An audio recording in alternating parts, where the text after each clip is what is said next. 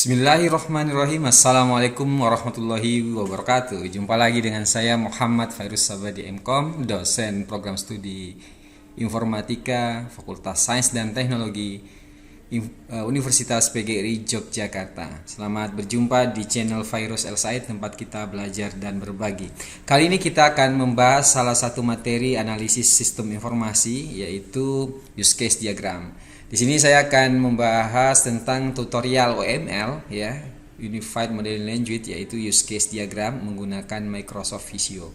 Nanti kita akan aplikasikan menggunakan Microsoft Visio.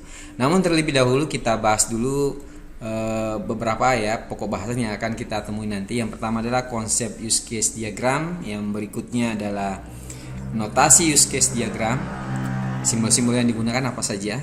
Kemudian tahap-tahap membuat use case diagram, nanti langsung dicoba ya. Untuk pokok bahasan ini kita akan langsung mencobanya menggunakan Microsoft Visio. Selanjutnya tips membuat use case diagram, nanti akan di selingan ketika membuat, tolong diperhatikan juga bahwa akan ada tips-tips bagaimana membuat use case diagram. Oke, langsung saja sih kita bahas tentang konsepnya dulu sih. Ada beberapa pertanyaan yang sering muncul dalam pemodelan UML. Apa sih itu use case diagram? Mengapa harus menggunakan use case diagram? Beberapa orang tidak tahu apa itu use case, sementara yang lain meremehkan penggunaannya, ya. Mengembangkan produk perangkat lunak yang baik. Padahal sebenarnya kematangan konsep ini sangat dibutuhkan ketika pengembangan software yang selanjutnya, karena tentu saja aplikasi yang kita buat atau software yang kita buat atau sistem informasi yang kita buat tentu saja harus bisa dipahami spesifikasinya baik oleh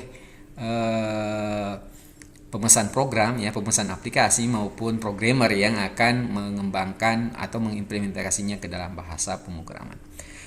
Oke, selanjutnya mungkin pernah Anda mengalami ketika Anda mencoba menjelaskan sebuah aplikasi dengan naratif, ya, kemudian orang tersebut tidak paham-paham juga terhadap fitur-fitur aplikasi yang ada di dalam sistem Anda. Misalkan aplikasi mobile, ya, apa saja fiturnya, Anda mencoba menerasikannya tetapi orang tetap tidak paham apa yang dimaksud, ya, mereka tidak memiliki pandangan yang jelas, ya. Betapapun Anda berusaha misalnya untuk menjelaskan apa saja sih fiturnya, ini seperti ini loh tampilannya, ya, tanpa Anda menggambarkan.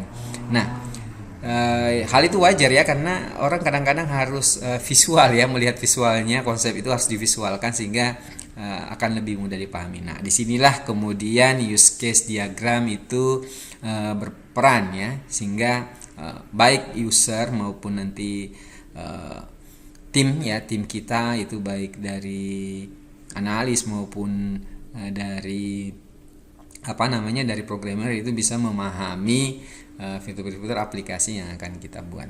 Ya, jadi itulah konsepnya kenapa use case diagram itu kemudian dibutuhkan. Ya, tentu saja kalau pendekatannya UML, ya, menggunakannya use case diagram. Kalau Anda prosedural, Anda bisa menggunakan diagram alir data untuk menjelaskan secara konsep, ya, tentang aplikasi yang akan dikembangkan. Kemudian jadi apa tuh use case diagram? Jadi use case diagram merupakan gambaran atau representasi dari interaksi yang terjadi antara sistem dengan lingkungannya. Terutama di sini para aktor-aktornya. Jadi sistem dan aktor-aktornya. Jadi aktor-aktor itu sebenarnya bisa mengakses apa saja di dalam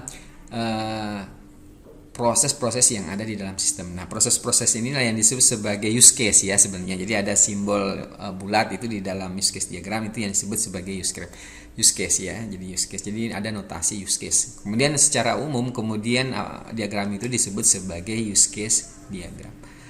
Kemudian apa sih notasinya? Tidak banyak, ya. Notasinya yang pertama sistem, ya. Sistem. Jadi sistem ini bentuknya kotak gitu, ya. Kemudian biasanya subsistemnya disebutin di situ, misalnya perpustakaan, atau kalau Anda detail misalnya aplikasi itu dikembangkan dalam dua versi, ya, versi webnya mungkin untuk administrator, kemudian ada juga yang berbasis berbasis mobile, ya, untuk pengguna misalnya anggota perpustakaan, maka misalnya Anda bisa menuliskannya di situ aplikasi mobile perpustakaan misalnya, jadi Anda bisa menuliskan subsistemnya. Jadi tidak harus Anda menggambarkan satu sistem sekaligus ya, lebih baik ditampilkan secara bertahap dari sudut pengguna ya. Mungkin di sini fokus penggunanya adalah anggota perpustakaan, maka Anda bisa menggambarkannya saja untuk scope subsistem itu. Walaupun demikian boleh saja ya sih kalau Anda ingin menggambarkannya dalam satu kotak gitu semua gambaran sistemnya, tapi tentu saja akan merepotkan ya, dan itu juga akan kalau disajikan secara langsung semua terkadang pemilik sistem nanti yang akan menggunakan itu tidak akan paham dengan yang dimaksud ya, karena tujuannya sebenarnya ini adalah menjelaskan ya, bagaimana menjelaskan sistem ini kepada pengguna atau kepada programmer dengan sederhana. Tentu saja akan lebih memudahkan user atau pengguna nanti untuk memahami sistem kita. Jadi boleh Anda sajikan dalam bertahap, tidak dalam satu sistem. Berbeda konsepnya dengan konteks diagram, di mana seluruh proses itu sudah harus digambarkan dalam satu bagan gitu ya. Oke, kita lanjut. Berikutnya adalah aktor. Aktor ini adalah orang-orang yang mengakses informasi, yang data maupun informasi yang ada di dalam sistem tersebut ya. Jadi orang-orang ya bisa anggota kalau di perpustakaan anggota staf perpustakaan ya misalkan. Jadi di sini orang-orang yang mengakses mengakses sistem ini. Orang-orang ini bisa, bukan berarti nama orang ya, misalnya Joko Anda tulis di situ ya keliru ya. Nah, di sini jangan Joko di situ ya, tetapi mungkin bagian tertentu ya, mungkin staf perpustakaan, anggota ya. Silahkan dituliskan di situ, atau kepala perpustakaan. Anda bisa menyebutkan jabatannya ya, tapi di sini tidak spesifik Anda menyebut nama orang, tentu saja tidak diperbolehkan dalam use case diagram. Kemudian selanjutnya adalah use case-nya sendiri ya, dalam bentuk Anda di sini cukup menggambarkan sebenarnya fungsi-fungsi utama ya, fungsi-fungsi utama di dalam aplikasi itu. Misalnya nih, kalau di aplikasi itu hanya bisa meminjam dan mengembalikan ya, ini di versi mobile-nya ya. Jadi cukup 2 saja. Nah, ini Anda tuliskan fungsi-fungsi yang ada di situ. Ya, kemudian kalau ada subfungsinya sementara mungkin tidak perlu digambarkan di awal ya, tapi nanti kemudian akan berkembang kita gambarkan subfungsi tersebut. Jadi yang pertama adalah Anda gambarkan dulu adalah fungsi-fungsi utamanya. Nanti kita praktik ya. Kemudian yang berikutnya adalah relationship. Ini juga jenisnya banyak ya. Ya, jadi ada namanya include dan exclude. Nanti kita akan bahas lebih dalam apa sih bedanya include dengan exclude. Jadi ketika sebuah proses tadi wajib dilaksanakan ya, baik setelah atau sebelum, maka menggunakan include. Kemudian exclude itu merupakan tambahan sesuatu yang alternatif ya, jadi tidak harus dilaksanakan dia bila proses itu tidak bergantung kepada yang lain, maka menggunakan exclude. Oke, nanti aja kita jelaskan sambil kita merancang aplikasinya ya. Oke, jadi inilah deskripsi sederhana dari use case diagram ya. Dalam UML, use case diagram adalah bentuk utama dari persyaratan sistem perangkat baru yang akan dikembangkan. Jadi ini sebenarnya wajib kalau Anda pendekatannya UML, maka use case diagram harus digambar. Kemudian use case diagram menentukan perilaku yang diharapkan ya, dan bukan metode yang tepat untuk mewujudkannya. Jadi lebih kepada perilaku dari aktornya gitu ya, apa yang bisa dia lakukan di situ ya. Ya, bukan bagaimana mewujudkan aplikasi tersebut. Konsep utama dari pemodelan use case adalah membantu kita mendesain sistem dari sudut pandang pengguna akhir. Jadi kita lebih ke pendekatan penggunanya ya. Jadi user center design ya. Ini karena memang sekarang paradigmanya begitu ya. Jadi yang kita lihat adalah dari sisi penggunanya. Nah, ada dalam aplikasi misalkan perpustakaan, kalau Anda mengembangkan hybrid ya, misalnya untuk administrasi itu berbasis web, kemudian untuk anggota itu misalnya menggunakan mobile, maka sebenarnya use case diagramnya sebaiknya tidak satu, karena beda gitu ya, beda platform, dan akan memudahkan orang memahami, oh ini bagian lebih sederhana juga karena jadinya modular ya, walaupun sebenarnya pendekatan kita tidak modular ya dalam use case diagram. Nah, seperti itu. Oke, itu langsung saja kita coba membuka Microsoft Visio-nya. Ya, seperti biasa Anda bisa mengklik tombol Windows, tulis Visio gitu ya. Kemudian pilih Visio gitu. Kemudian new ya, new. Kemudian ini sebenarnya sih kalau sudah ada langsung pilih ya. Di sini ya, tapi sebaiknya mungkin lewat software aja. Kita pilih software, kemudian pilih UML use case yang ini ya, pilihannya yang ini. Oke. Anda boleh memilih template tertentu ya, silahkan saja. Mau pakai model ini, mau pakai ini. Saya pilih kosongan aja ya. Pilih kosongan, nanti kita baru merubahnya dalam bentuk yang berbeda. Oke. Kita create ya, oke, seperti ini. Oke. Nah, yang pertama Anda lakukan adalah saya oh ya, ini ya, kita lebarin dulu ya. Nah, ini simbolnya sangat sedikit ya, hanya seperti itu. Jadi ada association tadi, ada extend, ada dependency atau memiliki ketergantungan ya, memiliki ketergantungan. Nah, sekarang yang pertama Anda letakkan adalah subsistemnya ya, seperti ini ya. Karena tempat kita cukup lebar ya, saya besarin aja gitu ya. Nah, yang pertama adalah yang perlu Anda lakukan adalah menuliskan nama subfungsinya. Nah, karena kita merencanakan ini adalah aplikasi perpustakaan mobile ya, untuk user untuk anggota, maka kita tulis di situ. Jadi sekali lagi bisa nama sistem informasinya kalau Anda mau gambarkannya secara utuh ya. Nah, tapi di sini kita memilih untuk, karena ini rencananya begitu ya, ada dua versi, ada yang mobile, ada yang web, maka kita pecah aja menjadi dua ya. Nanti Anda bikin yang lainnya, ini mungkin bisa jadi tugas bagi Anda ya. Bagaimana membuat yang versi webnya. Nah, kita tulis saja di sini aplikasi perpustakaan mobile ya, perpustakaan mobile. Nah, kalau sudah selesai, langkah berikutnya adalah menentukan. Ini saya desainnya saya rubah aja yang biasa dulu ya, supaya kelihatan ya. Oke, seperti ini. Jadi diberi nama subsistemnya wajib. Kemudian tentukan aktor yang terlibat gitu ya, aktor yang terlibat. Nah, karena ini adalah mobile, tentu saja yang utama adalah aktornya adalah anggota ya. Kemudian yang kedua staff ya, yang kedua staff perpustakaan, staff perpustakaan ya, staff perpustakaan ya. Nah, kemudian selanjutnya harus ditaruh di kiri apa di kanan, itu pertanyaan berikutnya. Nah, sebenarnya ada namanya aktor utama ya, aktor utama. Jadi ada yang namanya aktor sekunder. Ini aplikasi ini kan diperuntukkan untuk anggota tuh. Nah, karena diperuntukkan anggota, maka berarti aktor utamanya adalah anggota ya. Sedangkan yang secondary aktor itu diletakkan di sebelah kanan. Jadi peletakannya sebenarnya ada aturannya juga ya. Nah, beberapa orang tidak mempermasalahkan ya, kalau saya memang sebaiknya begitu, karena aktor utama itu adalah pemicu dari sebuah proses, itulah yang disebut sebagai aktor utama. Sedangkan sebenarnya yang secondary itu sebenarnya adalah lebih sebagai seorang reaktor ya, bereaksi terhadap apa yang dilakukan oleh aktor utama gitu. Jadi seperti itu.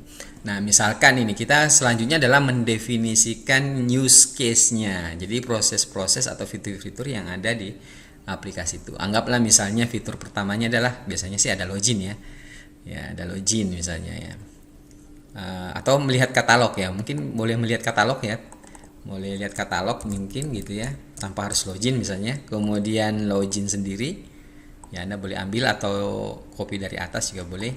Kemudian login, dia boleh login. Setelah login, dia bisa mengecek peminjamannya ya.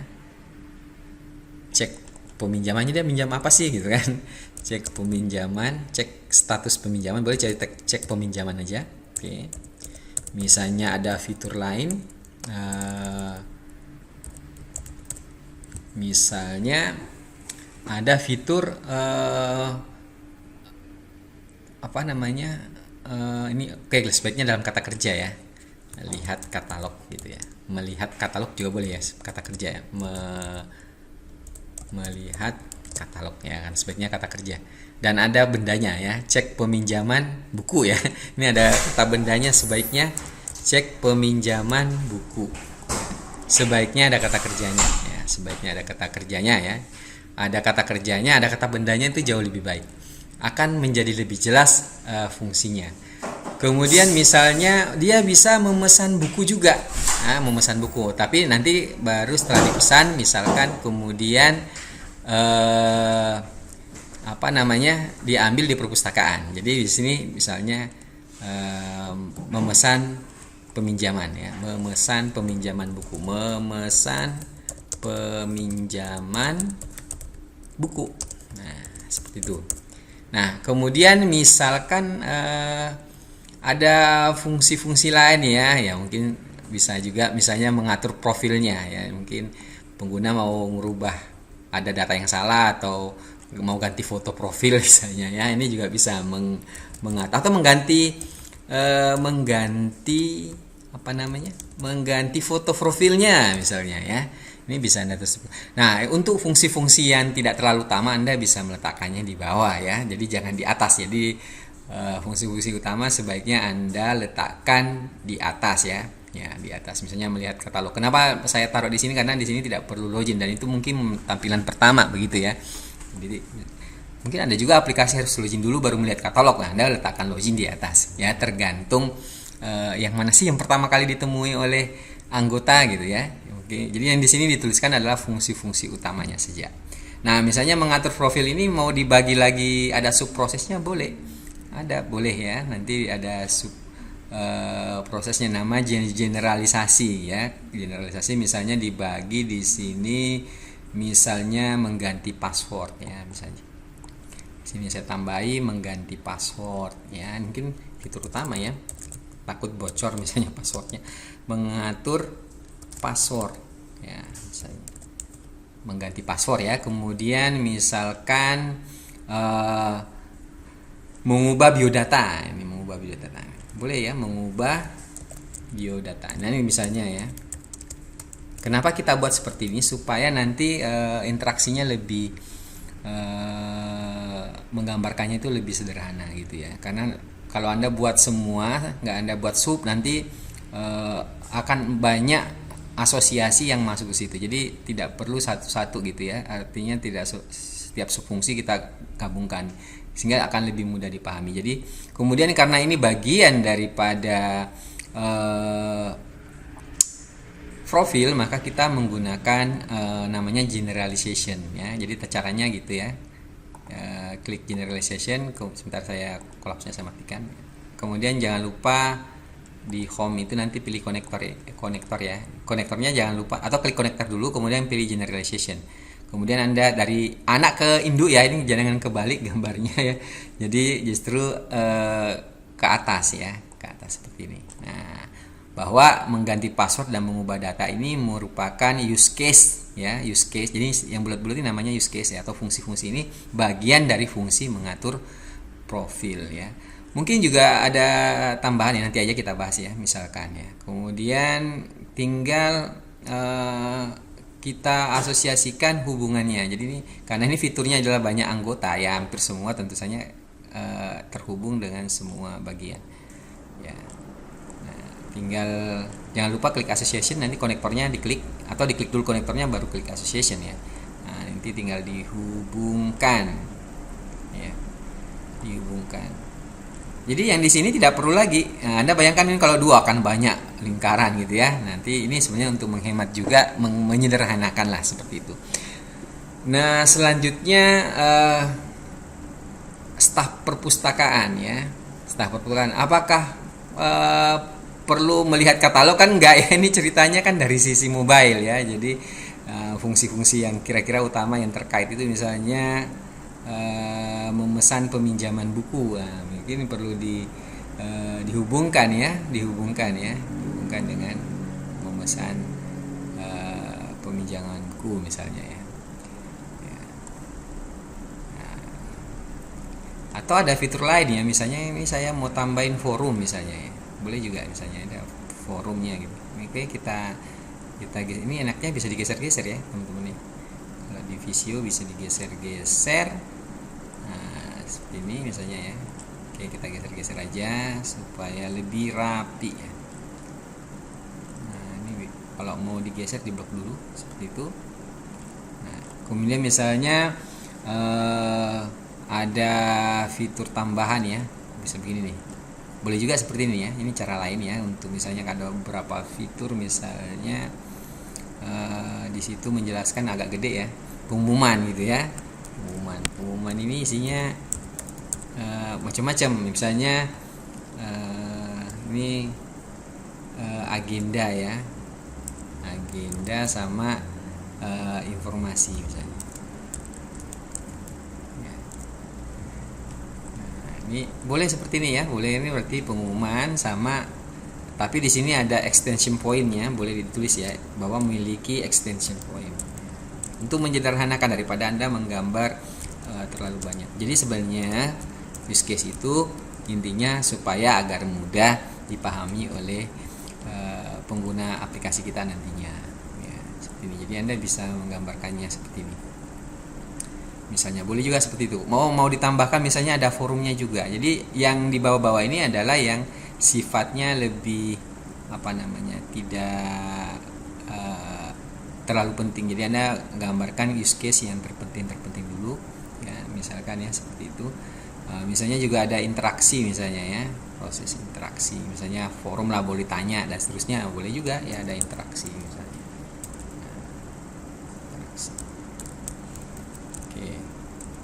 Nah, di sini kita bisa tulis interaksi. Nah, ini di sini, kok ini nggak tak seperti ini ya? Anda mau seperti ini juga nggak apa-apa ya, bisa Anda rubah ya. Nah, seperti itu. Jadi kita menggambarkan ini. Kalau misalnya ini dirasa kurang memotong begini, Anda bisa mengakalinya. Misalnya caranya diklik kemudian pilih right angle ya, konektor. Nah sehingga seperti ini, jadi lebih supaya lebih tidak memotong yang lain. Atau bisa juga kalau Anda mau kita batalin gitu ya tadi ya, ini bisa digeser juga nih, atau ininya yang digeser ya. Bagaimana caranya lah kalau Anda supaya ini juga dikecilin boleh ya, atau ini digeser ke bawah, silahkan. Gimana caranya supaya panahnya tidak saling silang ya. Anda gambar supaya ini menjadi rapi gitu ya. Kemudian selanjutnya apalagi ya contohnya ya, misalkan apakah ada istilah ini ya tadi relationshipnya. Ini saya mau tunjukkan bahwa misalnya setelah login itu pasti akan dilakukan verifikasi password ya, apakah benar dia atau bukan ya. Maka di sini menggunakan kita pakai use case misalnya verifikasi, ini subnya ya, jadi ini yang login dulu. Nah yang di sebelah kanan ini yang tidak langsung fungsi yang tidak langsung ditemui oleh aktor ya, aktor di sini atau pengguna di sini. Verifikasi password misalnya ya, verifikasi password saya kecilin aja supaya menghemat tempat.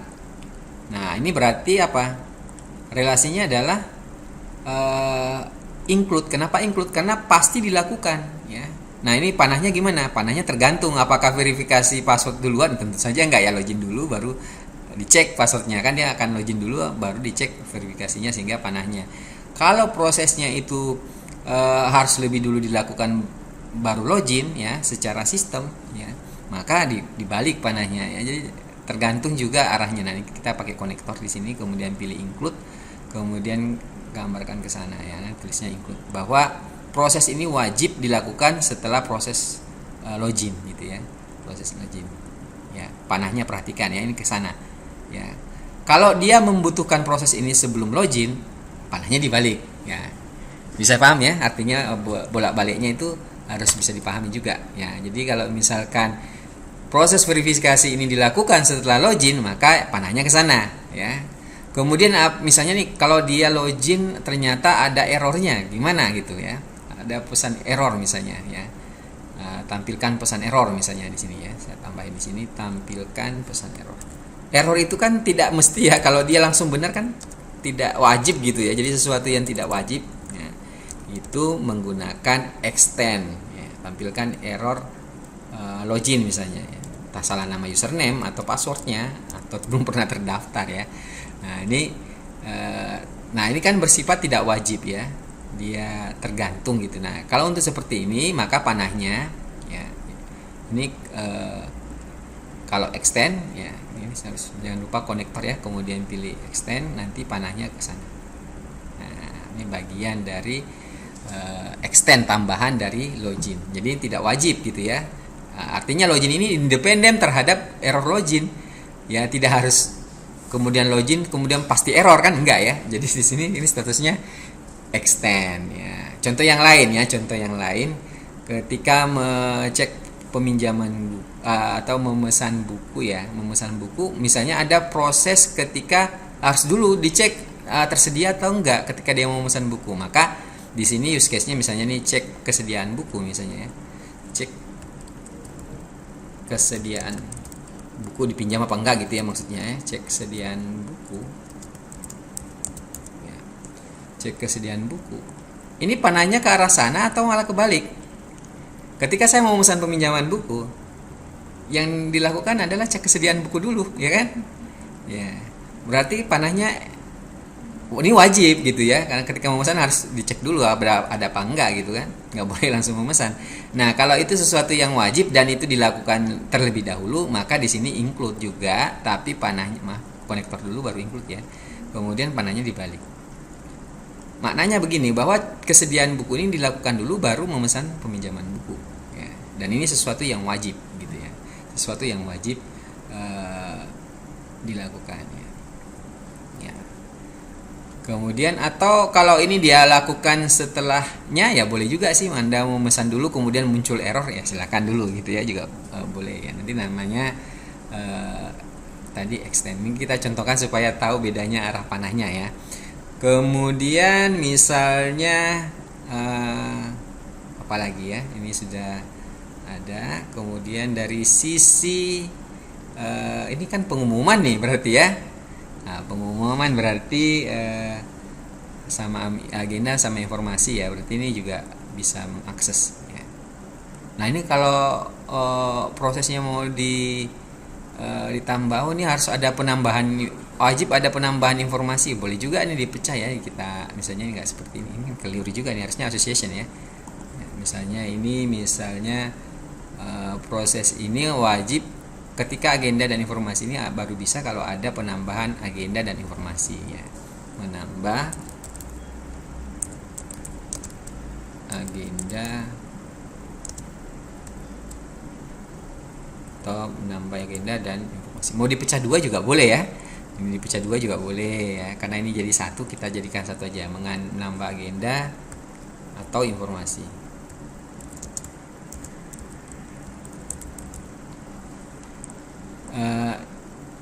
Ini kan wajib ya, dilakukan kapan? Pengumuman hadir ketika mengisi, berarti panahnya gimana? Panahnya adalah include, panahnya adalah ini konektor dulu baru include, baru digeser ke sini. Nah, berarti ini dulu ya, baru diumumkan. Tentu ditambah dulu agendanya baru bisa diinformasikan. Nah, ini kemudian diasosiasikan dari staf perpustakaan masuk ke sini. Ya. Ini contohnya ya, contohnya begitu ya.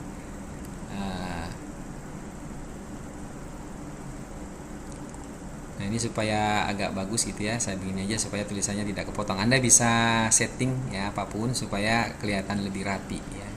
Silahkan disetting supaya lebih rapi, tidak saling silang. Kemudian misalkan apalagi ya, interaksi ini kan juga diakses ya tadi ya, ini belum dikasih association, ini juga interaksi. Nah kalau interaksi berarti kan ada apa namanya, ini juga berinteraksi kan ya, ininya ya, staffnya menjawab atau kebalikan, ada yang dilihatnya. Nah seperti itu. Kemudian di sini, ini kemudian menjadi lebih sulit nih ya, karena sudah banyak. Itulah saya bilang kita sebenarnya jangan terlalu banyak juga ya, mungkin fungsi-fungsi utama saja sehingga memudahkan ya. Nah ini Anda bisa atur ulang supaya kelihatan lebih rapi. Atau ini agak ke sini, nggak boleh, ini ke sini ya, Anda bisa atur. Kemudian association-nya ke sini ya, association-nya ke tadi, klik connector, klik association mana ya, caranya begitu ya. Kemudian ada juga misalnya inputin komentar ya, misalnya kalau mau ditambahin juga ya boleh ya, menambah komentar misalnya. Ini berarti include ya, include, atau tidak wajib ya, extend aja ya, menambah, mau dijawab apa enggak gitu ya, atau itu dianggap aja nggak perlu ya. Oke, kita kalau nggak dianggap penting ya kita hapus saja. Oke, yang penting udah paham ya sebenarnya. Jadi fokus kita adalah bagaimana memahamkan pengguna tentang fitur-fitur yang ada di aplikasi. Kalau ini sudah dianggap cukup lengkap, mungkin ada lagi misalnya, apakah ini bisa digeneralisasi misalnya ya, anggota itu ada jenis-jenis anggotanya ya, boleh juga tuh digeneralisasi. Misalkan di sini dibedakan antara mahasiswa dengan karyawan. Nah sebenarnya perlu atau tidaknya tergantung kalau ada hak akses khususnya ya. Kalau tidak ada sebenarnya sih tidak perlu juga sebenarnya, tapi ini hanya sekedar contoh ya, kita kasih aja ya, bahwa sebenarnya aktor boleh juga digeneralisasi gitu ya. Oke, konektor dulu baru generalization, kemudian dipanel ya. Kemudian ini juga, misalnya staf perpustakaan juga mau dibagi tuh ya, dibagi lagi juga. Ini saya geser aja ya supaya dimuat. Kemudian digeneralisasi juga, misalnya ada staffnya dibagi beberapa ya macam ya. Ya di sini ada pakai kontrol ya. Ini pakai kontrol saja. Kalau mau menduplikasi ngambil dari sana juga nggak apa-apa ya, sama aja. Di sini misalnya staff administrasi misalnya. Nah, kemudian yang sini staf sirkulasi, boleh digeneralisasi ya, staf supaya menjelaskan bedanya apa ya, staf sirkulasi. Kalau langsung saja boleh nggak? Boleh aja kalau memang khusus ya, ada khusus di situ. Misalnya ini sebenarnya ditangani oleh staf administrasi, yang ini staf sirkulasi, boleh juga ya misalnya ya, diakses ya. Misalnya untuk pemesanan buku boleh tuh ya, ini langsung begini boleh ya, misalnya nih ini diganti di sini, panahnya ke sini ya, supaya spesifik misalnya, boleh aja ya, supaya Anda maksud begini boleh. Nah, boleh. Kemudian generalisasinya adalah konektor dulu, generalisasi dulu. Nah ini juga staf perpustakaan itu adalah staf juga gitu ya. Ya tapi sebaiknya sih mungkin di bawah ya. Nah ini artinya ini proses ini memesan peminjaman buku itu yang mengakses adalah staf administrasi gitu ya. Ini saya taruh bawah. Nah misalnya begini ya. Kemudian yang ini adalah staf sirkulasi ya, staf sirkulasi yang menambah staf administrasi. Ini staf sirkulasi nih, kali balik ya. Oke, ini kita balik. Udah, ini ganti dulu aja namanya staf sirkulasi. Kalau salah ya bisa diganti. Yang ini menambah agenda, ini adalah staf administrasi ya. Boleh ya. Jadi seperti ini. Kalau sebenarnya ada pembagian yang jelas fungsi-fungsinya, Anda bisa mengeneralisasi ya. Seperti ini. Ini berarti konektor, kemudian association, kemudian dimasukkan. Nah, kemudian yang ini tadi di general, ini nggak perlu ya, mungkin dua aja ya, ini hanya contoh. Nah, kebetulan tidak terlibat, misalnya kepala perpustakaan misalnya, nggak terlibat secara langsung ya. Kemudian di sini kita pilih konektor, pilih generalization. Boleh juga begini ya. Nah, nanti ini supaya rapi. Nah, ini sudah jadilah. Karena kurang lebih begitu cara membuat use case diagramnya. Insya Allah mudah ya. Kalau sebenarnya sih Anda tinggal berlatih ya. Nah, ini akan boleh juga seperti itu kalau memang spesifik ya. Kalau tidak spesifik untuk fungsi tertentu sebenarnya tidak perlu Anda buat. Udah general aja, staf perpustakaan semua boleh mengakses, misalnya akan lebih mudah menggambarkannya. Kita rapikan.